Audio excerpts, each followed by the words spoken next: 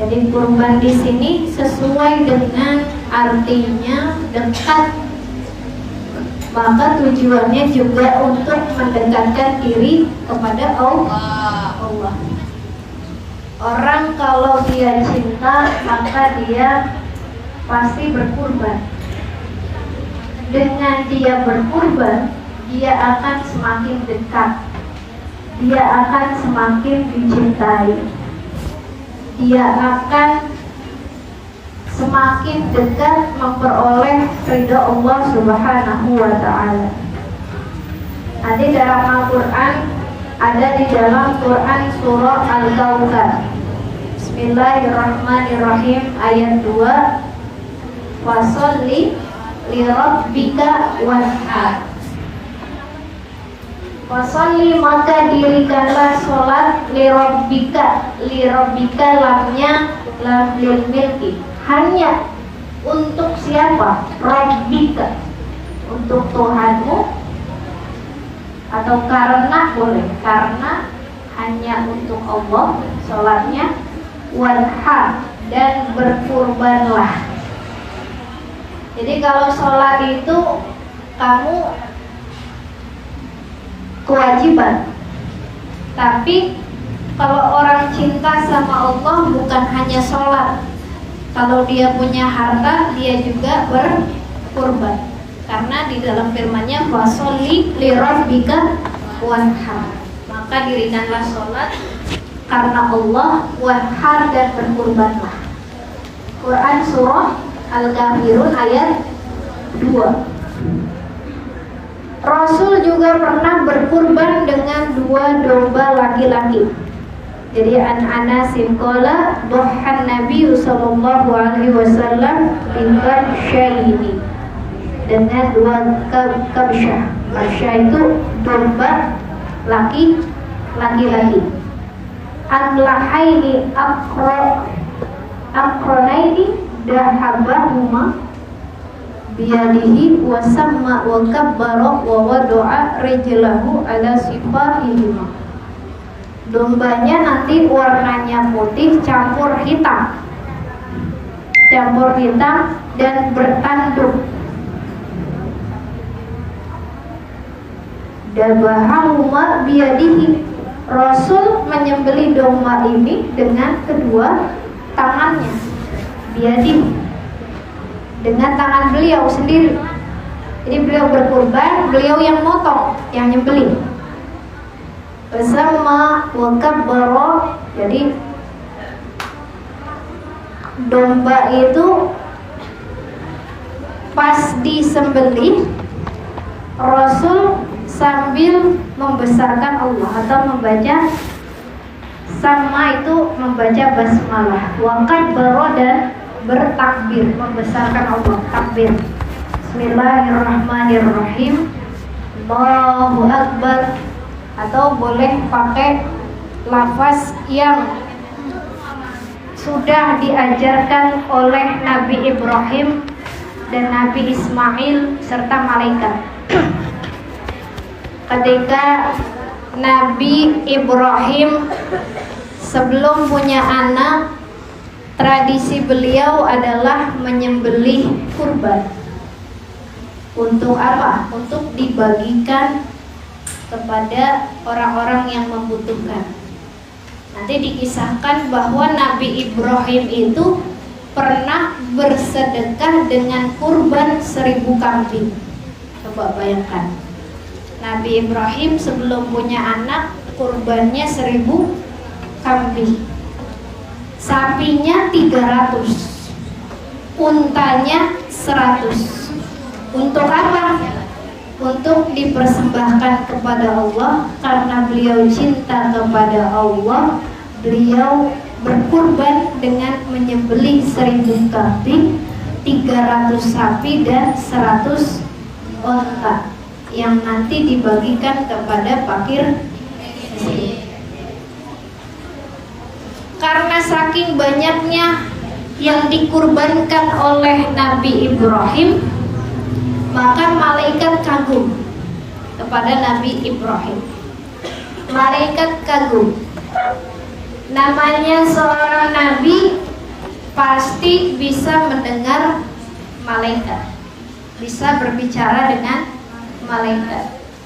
Beliau menanggapi ketika para malaikat kagum, kata beliau, Nabi Ibrahim, semua yang telah dipersembahkan ini 1000 kambing, 300 sapi, 100 onta, itu bukanlah hakku.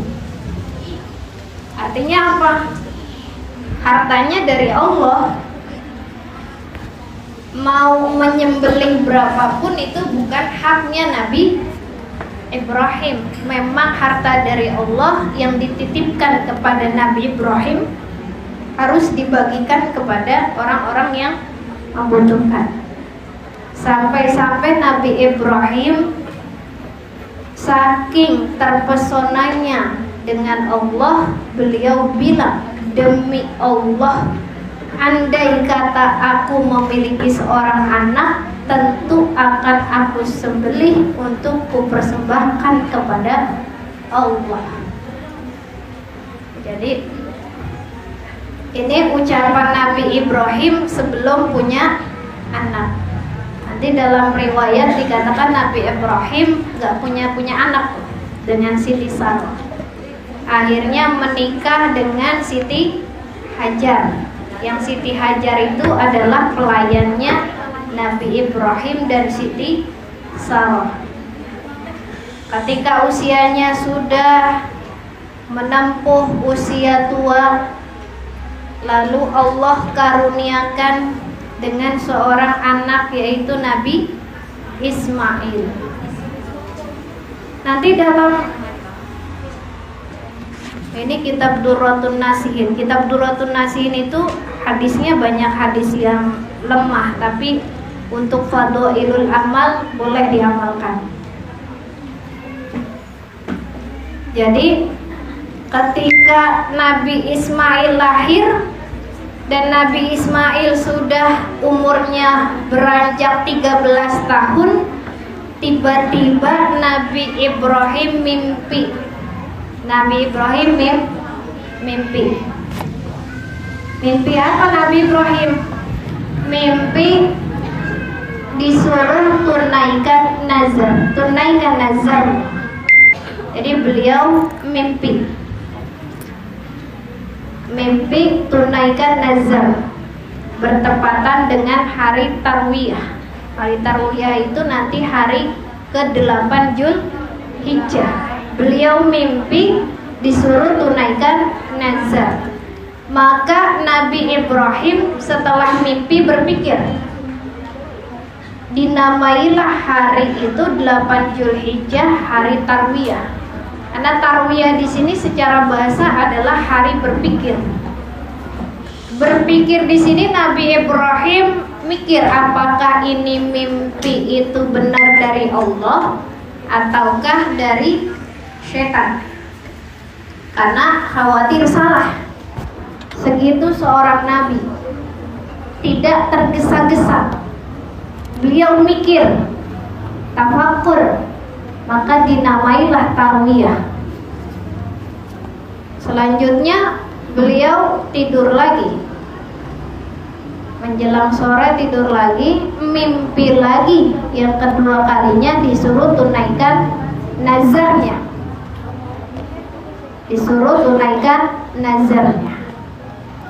Mimpi kedua kali. Lalu pada malam ketiga mimpi lagi. Pas malam kedua mimpi tuh, besokannya namanya hari Arafah, tanggal 9 Zulhijjah. Sampai 3 kali mimpi. Di malam Arafah mimpi lagi. Besokannya Lebaran, hari Nahar, hari dimana Nabi Ibrahim mau menyembelih Nabi Ismail. Ketika mimpi yang pertama mikir dulu ini dari Allah apa dari setan. Mimpi lagi kedua kalinya mimpi kalau dari setan nggak mungkin kayaknya. Ini kayaknya dari Allah. Makanya Nabi Ibrahim ketika hari kedua tanggal 9 Zulhijjah itu Arafah, karena beliau Arafah mengetahui bahwa mimpi itu adalah dari Allah, mengetahui. Yang pertama tawiyah masih mikir, yang kedua hari Arafah. Malamnya ketika hari Arafah malam nahar mimpi lagi. Lalu besokannya karena sudah 3 kali mimpi, beliau akhirnya di hari nahar tanggal 10 Zulhijjah ngajak putranya Nabi Ismail pergi, izin kepada Siti Hajar, istrinya, ibundanya Nabi Ismail. Kata Nabi Ibrahim apa? Kenakanlah putramu, yaitu Ismail, baju terbaiknya karena aku hendak pergi bersamanya menuju jamuan makan. Nabi Ibrahim tidak cerita kepada Siti Hajar kalau Nabi Ismail mau disembelih. Cuman disuruh siap-siap, dandanin putra kita Nabi Ismail, dandanin pakai baju yang baik, pakai apalagi minyaki, sisir rambutnya yang rapi, yang ganteng.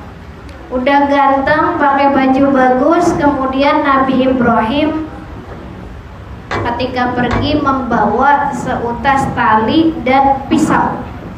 Tapi karena Siti Hajar ini seorang wanita solihah, enggak bertanya macam-macam buat apa tali dan pisaunya, enggak, disediain aja.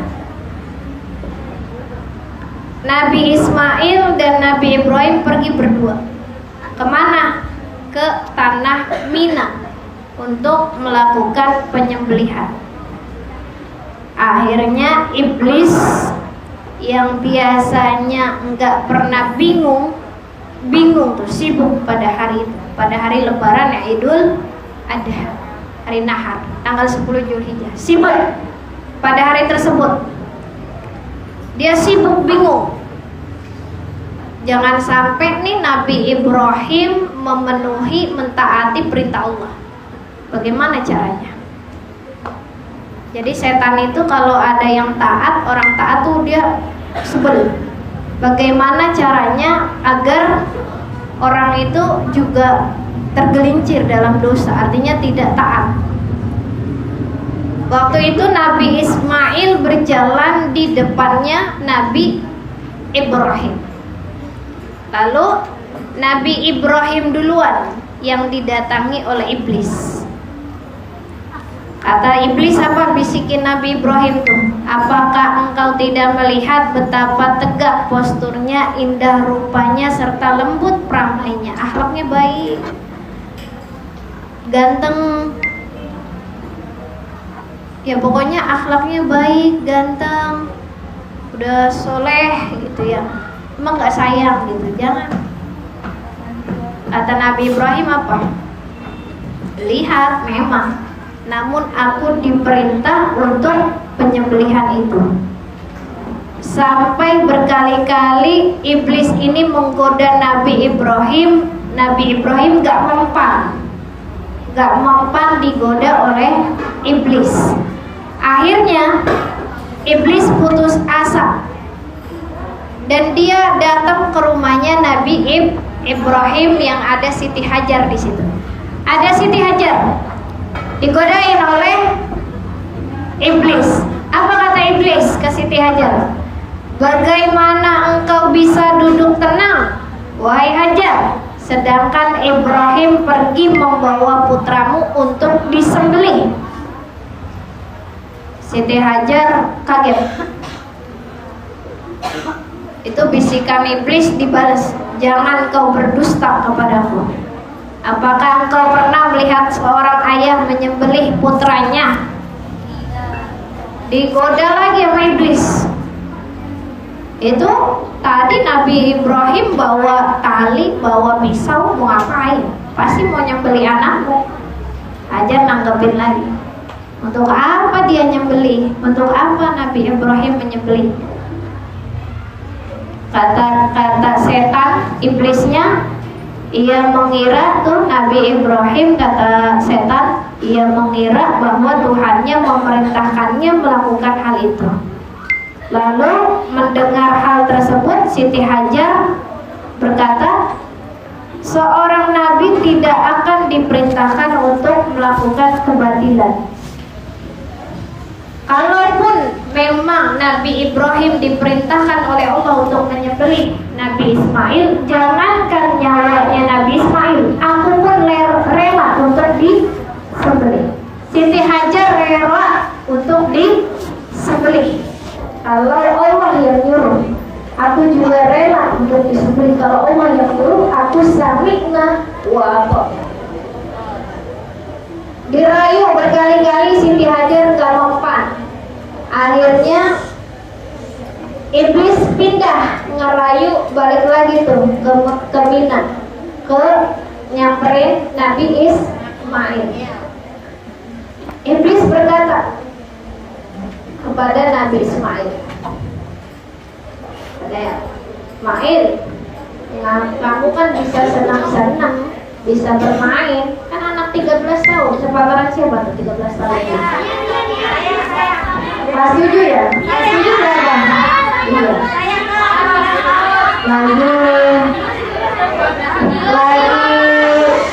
Lagi inilah, lagi baru mau remaja, baru 13 tahun. Lagi enak-enak main, udah main aja, gak usah.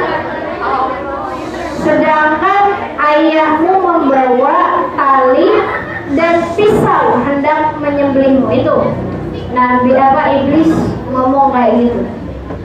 Akhirnya Nabi Ismail menepis omongannya.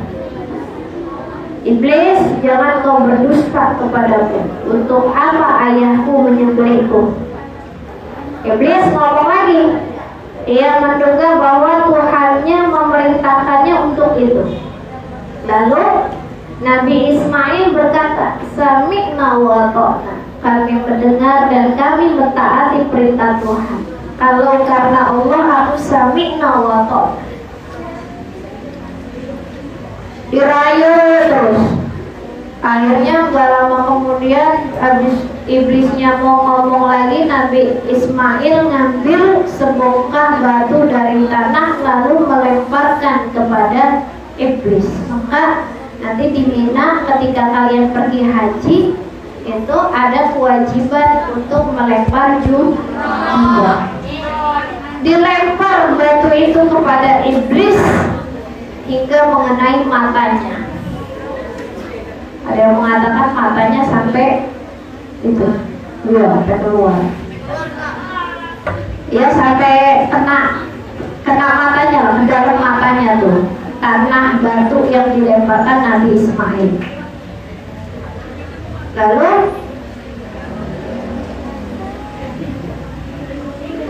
iblis akhirnya nyerah, nggak bisa nih, nggak bisa diraih. Ayahnya taat, ibunya solehah taat, anaknya apalagi. Akhirnya ketika berada di Mina, Nabi Ibrahim berkata kepada Nabi Ismail. Kata Nabi Ibrahim apa? Wahai putraku, aku bermimpi bahwa aku menyembelihmu. Gak langsung dipotong, enggak. Nanya dulu ke Nabi Ismail. Wahai putraku, aku bermimpi bahwa aku menyembelihmu. Coba pertimbangkan. Maka pertimbangkanlah bagaimana menurutmu kira-kira Ismail siap enggak kira-kira nih kalau Allah nyuruh aku menyembelihmu. Nah, itu kan berat.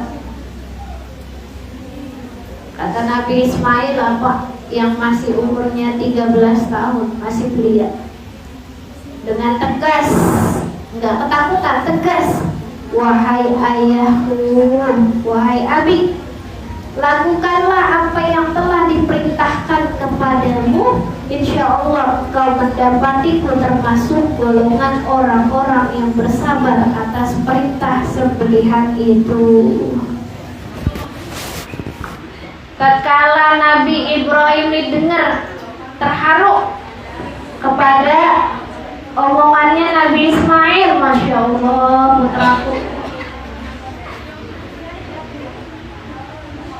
Jadi Nabi Ibrahim ini dikabulkan oleh Allah ketika meminta seorang putra. Lalu Nabi Ibrahim teringat tuh, dulu pernah nazar. Kemudian Nabi Ismail berkata lagi kepada ayahnya, Nabi Ibrahim, "Wahai ayah, aku berwasiat kepadamu dengan beberapa hal. Sebelum engkau menyembelihku, aku nitip pesan." Apa pesannya? Kata Nabi Ismail, "Nanti kalau aku disembelih, ayah ikat tanganku agar aku tidak berguncang saat disembelih, karena hal itu dapat menyakitinya. Kalau tanganku nggak diikat, nanti khawatirnya aku ngamuk. Ketika aku ngamuk menyakiti ayah, ikat aja ayah tanganku." Yang kedua, pesan Nabi Ismail, nanti ketika disembelih ayah, wajahku taruh di atas tanah. Agar apa? Agar Nabi Ibrahim, ayah jangan sampai melihat wajahku. Kenapa? Karena kalau ayah lihat wajahku, itu dapat membuatmu berbelas kasih sayang sehingga engkau nggak tega. Maka mukaku ayah taruh aja di tanah, ayah jangan lihat. Pesan kedua Nabi Ismail. Pesan ketiga Nabi Ismail, ayah, selanjutnya ketika engkau mau menyembelihku, mau memotong leherku, lipatlah baju ayah. Agar apa? Agar nanti ketika darahku muncrat, tidak ternodai oleh percikan darahku. Karena apa? Karena kalau darahku kena baju ayah akan mengurangi pahalaku. Dan ibu nanti, Ibu Siti Hajar ketika melihat baju ayah ada darah akan sedih. Ketika dia tahu kalau aku disembelih ayah, maka baju ayah harus bersih. Lipat ya ayah. Lalu yang keempat, Nabi Ismail pesan lagi, ayah, kalau nanti mau nyembelih aku, pesan yang keempat, tajamkanlah mata pisau ayah. Tajemin dulu pisaunya. Biar apa? Biar nanti ringan aku dalam kematian. Kalau ayah nyembelihku, jangan lama-lama. Tajamkan pisaunya serta percepat menggerakkannya agar aku cepat meninggal dan tidak merasakan rasa sakit. Lalu pesan Nabi Ismail lagi, ayah, selanjutnya sebelum ayah menyembelihku, pergilah dengan membawa pakaianku nanti ketika aku sudah disembelih. Pakaianku jangan dibuang. Bawalah pakaianku kepada ibuku untuk mengingatkannya kepadaku.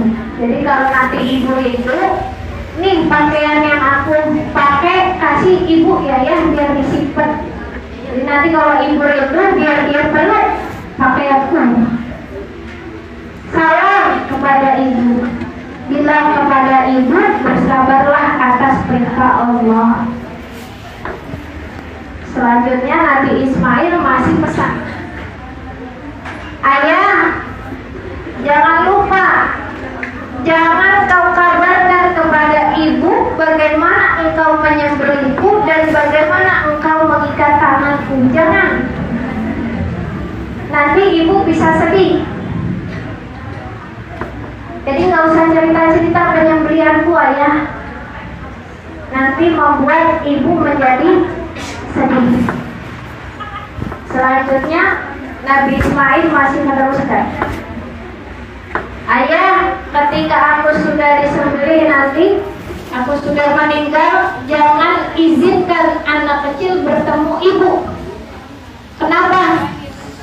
Supaya kesedihannya atas sepeninggalku tidak muncul muncul kembali. Khawatir kalau ibu melihat anak seusiaku, akhirnya ibu nangis, ingat kepadaku.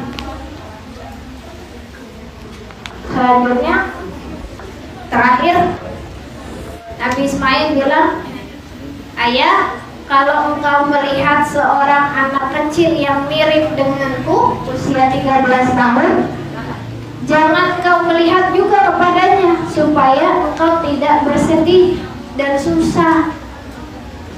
Khawatir nanti ia akan mengingatkan lagi kepadaku. Apa jawaban Nabi Ismail atas pesan-pesannya Nabi? Apa jawaban Nabi Ibrahim atas pesan-pesannya Nabi Ismail anaknya? Dan Nabi Ibrahim, baik kalau bahasa kita, insya Allah pertolongan ada padamu wahai putraku.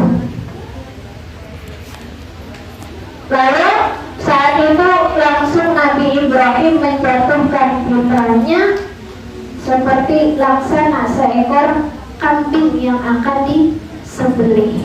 Tadi sebagaimana dengan pesan daripada Ismail, disuruh diikat tangannya, kakinya diikat, kepalanya disuruh ditaruh tanah, dijatuhkan ke tanah. Lalu Nabi Ibrahim Bismillahirrahmanirrahim, Allahu Akbar, langsung kuat dan kencang pisaunya dipotong, karena tadi mintanya suruh cepat, suruh kencang, biar apa? Biar cepat mati. Ternyata pisau yang tajam itu sudah diasah, nggak bisa memotong mar'i atau lehernya Nabi Ismail. Ternyata Allah memberikan tabir yang menghalangi pandangan. Ini ternyata Allah memberikan tabir antara ini nih. Abang memberikan pisau itu tidak mempan untuk memotong Nabi Ismail. Dan ketika Nabi Ismail semakin kencang menggerakkan pisaunya, ini Allah menyingkap, tabir langit terbuka. Para malaikat menyaksikan Nabi Ibrahim yang ada di bumi sedang menyembelih putranya. Tatkala nih mereka para malaikat melihat bahwa Nabi Ibrahim menyembelih putranya Nabi Ismail, mereka semua tersungkur, bersujud, terharu melihatnya, nggak bisa berkata-kata lagi. Allah berfirman nih kepada para malaikat, lihatlah kepada hambaku bagaimana ia mengayunkan pisau pada leher putranya untuk mengharap ridhoku semata. Kemudian Nabi Ismail berkata, karena nggak mempan-mempan pisaunya, udah kenceng nggak mempan-mempan, kata Nabi Ismail, wahai ayahku, buka aja ikatan tanganku dan kakiku, agar Allah tidak melihatku dalam keadaan terpaksa dalam menjalankan perintahnya. Mungkin nih pisau nggak mau nggak mempan, mungkin karena aku masih terpaksa ayah, karena tadi diikat, coba buka aja ikatannya aku biar pasrah, aku nggak akan ngamuk. Lalu diikat ikatan tangan dan kakinya, dibuka. Sudah dibuka, dipotong lagi dengan sangat kuat. Tiba-tiba pisau itu terbalik dan tidak dapat memotongnya. Artinya pisaunya nggak bisa. Nabi Ismail berkata lagi, karena saking mau taatnya sama Allah, wahai ayahku, kekuatanmu mungkin melemah disebabkan rasa cinta ayah kepadaku dan kau tidak mampu menyembelihku. Nabi Ismail ngira ayahnya nggak kuat, bukan pisaunya yang nggak kuat. Nabi Ismail ngira bahwa ayahnya yang nggak tega. Nabi Ibrahim selanjutnya saking ingin mentaati Allah, dia pukulkan pisaunya pada sebongkah batu. Jadi pisaunya di leher Nabi Ismail saking nggak mempan pakai batu diiniin. Kayak kamu kalau motong yang keras, itu kan biasanya digetok. Pisaunya di atas pisaunya digetok. Sampai-sampai leher Nabi Ismail nggak putus, nggak terbelah, tapi batunya yang terbelah. Kata Nabi Ismail apa? Ayah, engkau dapat membelah batu, namun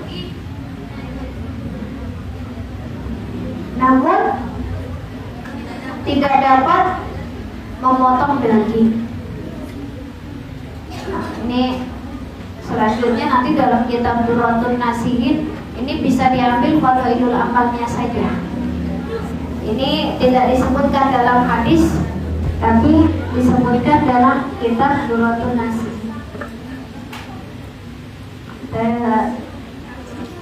Pisaunya apa?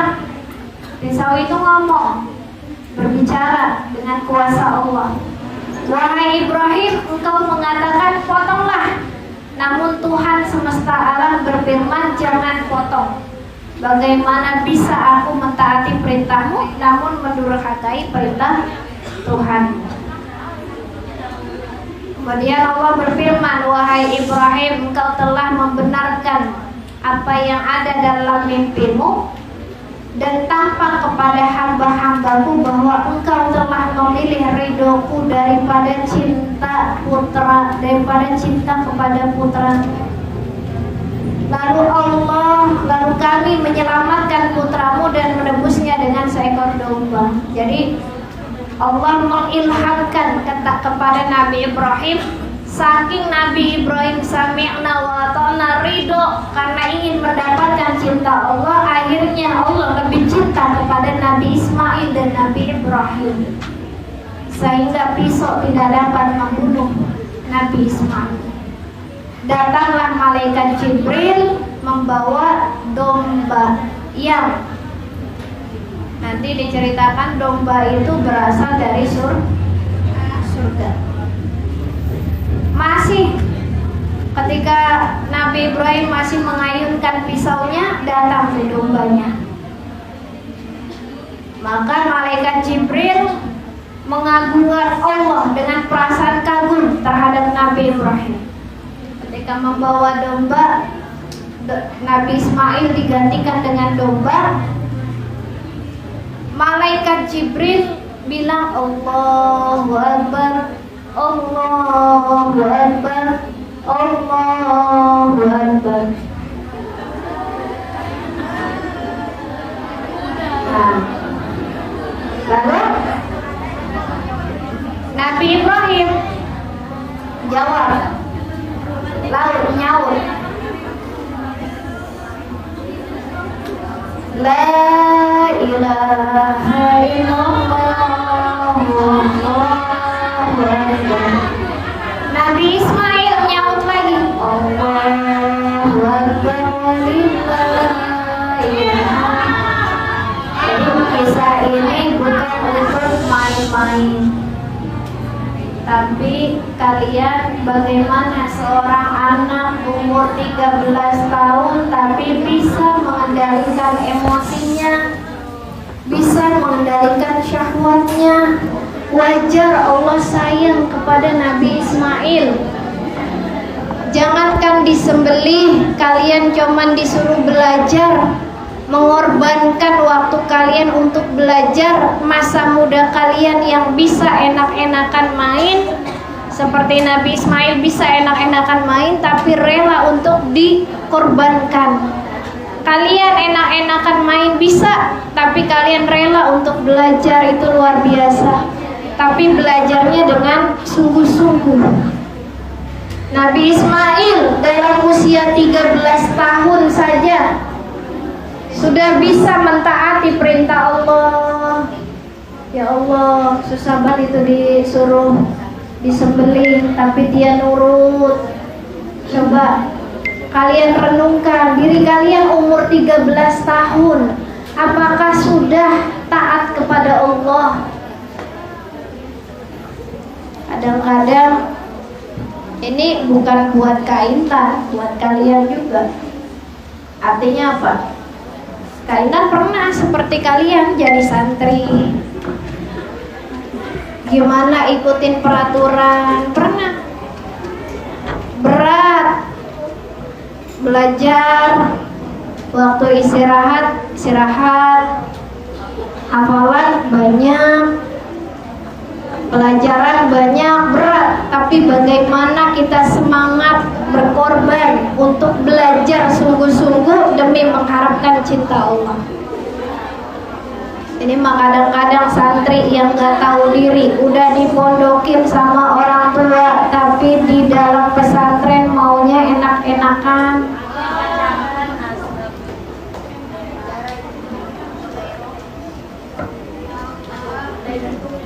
Kalian harus merenung. Nabi Ismail umur 13 tahun bisa taat kepada Allah. Walaupun kita gak bisa seperti Nabi Ismail, setidaknya kita bisa belajar sungguh-sungguh. Setidaknya itu. Allah gak minta kok kita pintar. Enggak. Kak Intan juga sama, pernah jadi santri kayak kalian. Tapi alhamdulillah Kak Intan jadi santrinya alhamdulillah gak pernah buat masalah, alhamdulillah. Bahkan ini tahadus bin nikmah. Sampai Ustazah Kak Intan tuh kagum. Tahadus bin nikmah buat pelajaran. Makanya Kak Intan kaget, ini kok santri kayak begini. Kaget kadang-kadang. Dulu Kak Intan jadi santri ketinggalan qobliyah subuh aja, itu minta maaf sama Ustazah. Sampai Ustazah kalau mencontohkan kadang-kadang tuh kayak Intan, jangankan kabur, qobliyah subuh ketinggalan aja ngaku minta maaf. Ini tahadus bin nikmah. Dulu Kak Intan juga pernah menjadi santri seperti kalian. Dulu Kak Intan gak pintar-pintar amat, tapi Kak Intan belajar jadi anak yang taat peraturan. Belajar menjadi santri yang taat peraturan. Bukan karena Kak Intan pencitraan, tapi karena pengen Allah sayang, pengen dapat ridha Allah, pengen jadi santri yang berkah. Kalau sekarang santri kayaknya udah gak ada yang ini yang keberkahan. Makanya sekarang ilmunya banyak, tapi kadang-kadang akhlaknya terbingar. Kalian jadilah santri, belajar jadi santri yang taat. Walaupun kita manusia pasti ada punya nafsu, tapi bagaimana caranya ketika kita melakukan kesalahan, kita berani menyadari itu, kita berani minta maaf, kita berani untuk kembali menjadi orang yang baik. Jadi santri itu bukan hanya sekedar belajar seperti sekolah umum, bukan. Tapi santri itu ternyata punya kekuatan spiritualitas jasmani dan rohani yang mendalam. Coba kamu di pesantren sering baca kisah Nabi, sering baca kisah orang-orang yang soleh. Kak Intan yakin kamu pasti mimpinya mimpi orang-orang yang soleh. Kalau kamu mimpinya mimpi buruk, mimpinya mimpi yang horor-horor, itu dan tandanya mungkin yang sering dilihat, yang sering masuk ke dalam hati adalah itu. Jadi kaitan pernah lagi nggak ada gurunya baca ini tahadus bin nikmah, biar kamu belajar bahwa ya Allah jadi santri itu nggak boleh. Ya kamu boleh senang-senang, tapi carilah kesenangan yang bermanfaat. Kesenangan yang positif. Kesenangan kamu senang minum kopi pakai es minum, kamu senang ketika liburan nonton TV-nya sambil ngemil, silakan ngemil. Cari senang-senang yang itu tidak membuatmu negatif. Bukan senang-senang nggak ngaji bolos, bukan. Bukan senang-senang kabur aja, bukan. Jadi waktu nggak ada gurunya, kita pernah baca kisah-kisah wanita solehah sampai ternyata benar apa yang kita pikirkan itu yang akan menjadi mimpi kita. Mimpi, ya pokoknya mimpinya tidak bisa diceritakan, tapi mimpinya wanita yang solehah. Jadinya artinya apa? Kita harus bisa membiasakan hal-hal yang baik. Biar apa? Biar kalau kita terbiasa dengan yang hal baik, maka kebaikan akan selalu menyertai kita. Jadi kamu jadi santri, hafalan sedikit nggak apa-apa nih. Kamu bisanya segitu nggak apa-apa. Kamu bisanya segitu. Kamu nggak bisa ranking 1 nggak jadi masalah. Kamu nggak bisa pelajaran ini nggak jadi masalah. Yang penting bagaimana caranya kamu mau semangat belajar. Jadi orang yang taat. Karena kalau jadi orang yang pintar, iblis pun pintar. Iblis hafal Al-Quran 30 juz, tapi kelakuannya apa? Masya Allah. Iblis hafal hadis Nabi. Makanya kamu jangan tertipu dengan pakaian, dengan orang yang hanya pandai bicara tapi perlakuannya bejat, orang yang pandai bicara tapi suka bolos, orang yang pandai bicara tapi akhlaknya nggak bagus. Jangan terpercaya.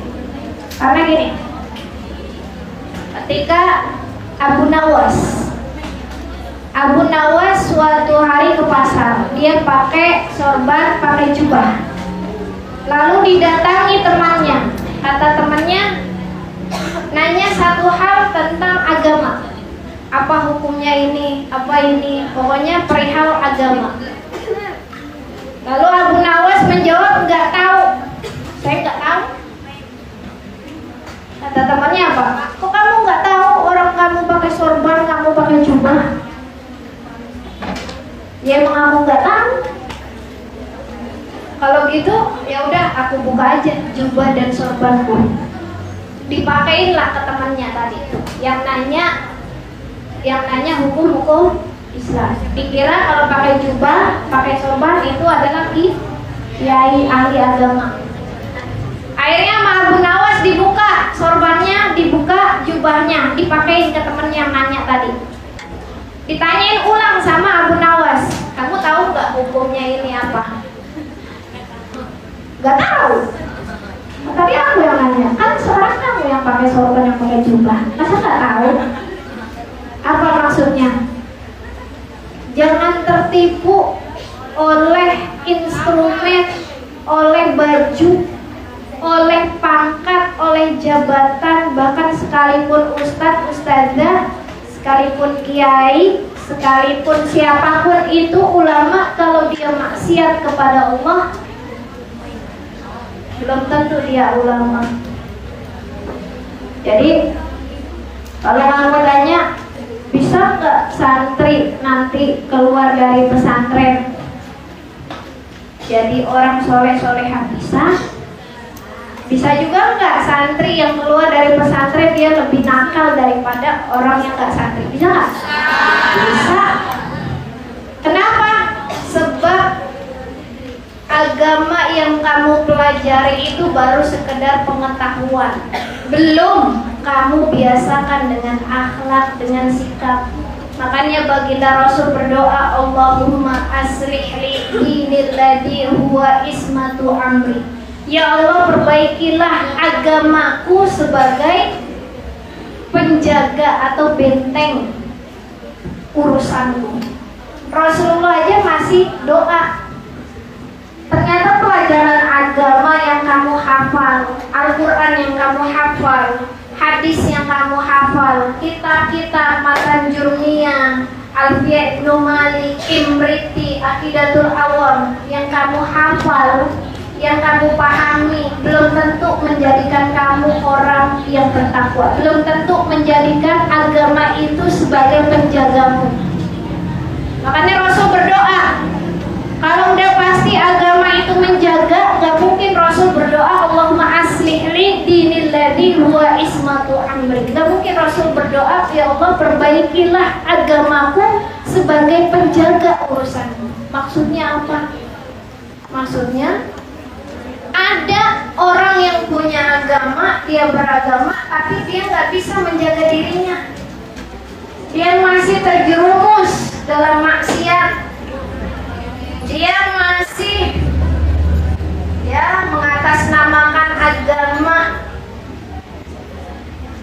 mengatasnamakan agama untuk orang-orang patuh terhadapnya, padahal agama itu untuk patuh kepada Allah dan Rasulullah, bukan dijadikan alat kekuasaan. Kalau dijadikan alat kekuasaan, kamu nanti pulang pakai pakaian bagus kayak ustazah, kelakuannya Masya Allah. Itu namanya agamamu hanya sekedar instrumen, belum masuk ke dalam hati. Jadi Kainan berharap belajar jadi santri jangan hanya cuma tahu, tapi diamalkan. Sayang kalau cuma tahu doang mah, iblis pun tahu. Udah tahu belajar, belajar main jam ngobrol, masih ngobrol. Iblis pun tahu. Tapi kalau tahu gak diamalin, percuma. Nanti kirain waktunya diskusi, suruh aktif, diem. Nah, kirain disuruh nanya, diem. Kirain gak disuruh nanya, ngobrol. Itu ilmunya gak diamalin. Kainan tuh berharap bukan buat Kainan, bukan. Kamu membiasakan berakhlakul karimah agar apa? Agar Al-Quran yang kamu pelajari, hadis yang kamu pelajari, kamu amalkan. Ketika sudah diamalkan, kamu riyadhahi, kamu biasakan yang nanti akan menjadi akhlak yang baik. Jadinya jadilah manusia yang bersifat seperti Al-Quran. Bukan Al-Quran hanya sekedar dihafal, hadis hanya sekedar dihafal. Itu mah iblis juga sama. Jadi tolong jadi santri beneran, bukan santri hanya sekedar lakopnya santri sih, tapi kelakuannya bukan seperti santri mubazir. Jadi Kainan berharap kita ini adalah santri pejuang ridhonya Allah. Kita pengen, ya Allah, sababiah kita mondok, Allah akan memasukkan surga tanpa hisab kepada kita dan juga kepada ibu ayah kita yang berjuang memondokkan kita, kan itu. Makanya apa? Belajar taat kepada Allah, baik dalam keadaan ramai maupun dalam keadaan sendiri. Orang kalau kamunya mempeng belajar benar-benar di pondok, walaupun gak pintar-pintar amat, tapi benar, apalagi kalau pintar, luar biasa. Akhlaknya bagus, udah pinter. Akhlaknya bagus saja kalau nggak pintar tuh luar biasa. Anaknya mempeng, ibunya mempeng, ayahnya mempeng lurus, benar-benar mondokin anaknya benar-benar berusaha diriyadhahi, bacain doa, bacain Fatihah. Anaknya di sini belajarnya baik, akhlaknya akhlakul karimah. Gurunya juga mempeng, maka insya Allah kita mondok gak sia-sia. Bukan hanya di dunia, tapi di akhirat kita dapat surganya tanpa hisab. Amin ya Allah. Kan enak surga tanpa hisab.